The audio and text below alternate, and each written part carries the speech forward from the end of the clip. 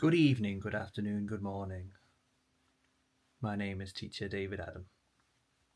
Today I'd like to talk about Elsa and Jesus.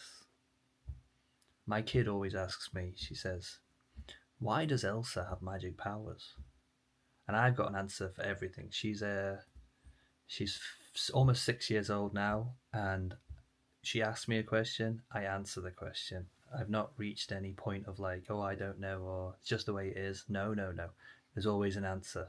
Make sure there's always an answer. So she asks me, why does Elsa have magic powers?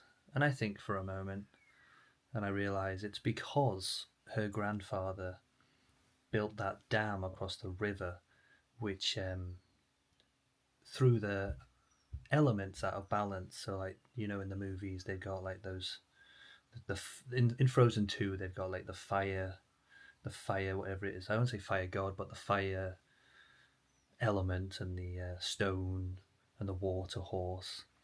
They got those, and the wind. Is it the wind? They got those elements, yeah. So her grandfather built the dam, and that trapped the water, which made the imbalance.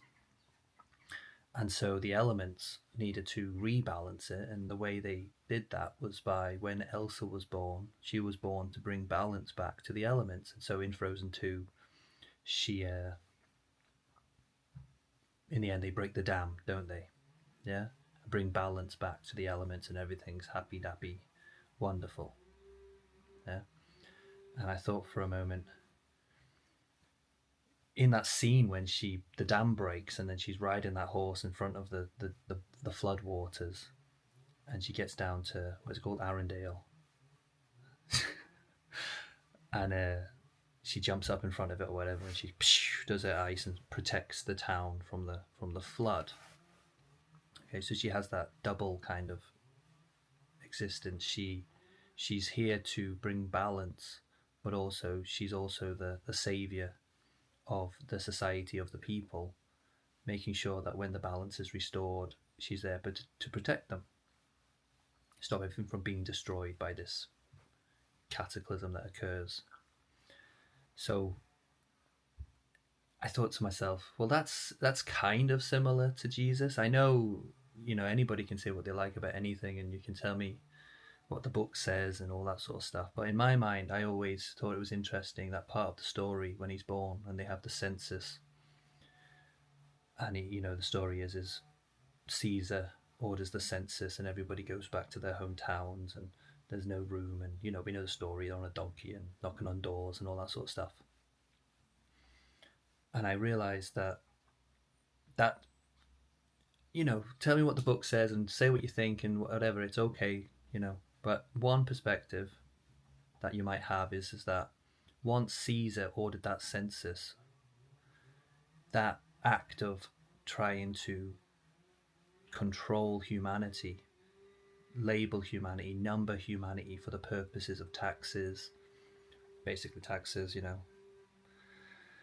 that act of trying to capture what we would say is like the soul of humanity, humanity, people being this, what we should hope to be as a free living, flowing thing. Well, I see the echo with the Elsa story, with that dam, building that dam across the river, controlling the flow, being in control of the money flow through taxes. The census, for me, is the act of building that dam. So once Caesar orders his census, of course, at the same time, God turns up and says, you know what? That's an imbalance in humanity. You've tried to stop the natural flow of people just doing what they want to do and just living and things happening naturally. You've got too much power. So I'm going to send a savior, somebody to bring back balance. And so I see that as similar to the Elsa story. I mean, I don't know if Elsa intended to do this, but I can see the echo of how Jesus was born as a savior, so that if the control was ever destroyed, let's say the dam ever broke, the control system of the flow of humanity, if that control system ever was destroyed and broke, sounds soppy, but any kind of organized religion should be there to prevent the outflow of humanity from destroying itself, essentially. We all know that back in the day, the church was basically the government.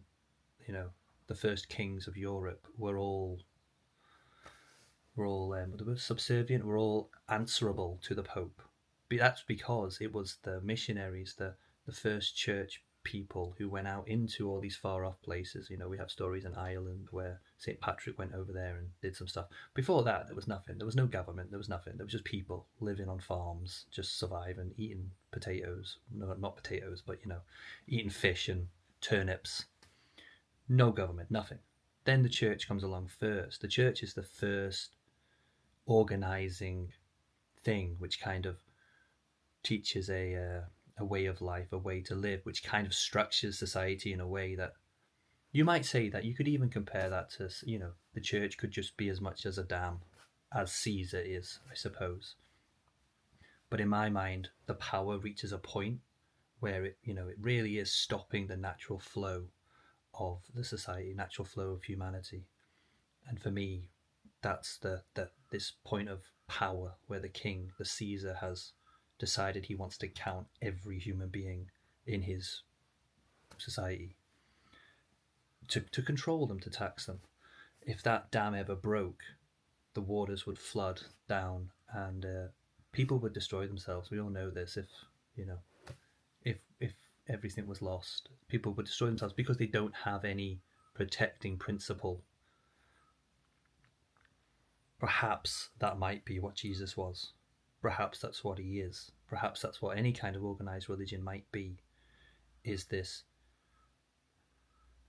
protection, last protection, like that big sheet of ice that just stops that huge flow from just destroying everything, just slows it down a little bit.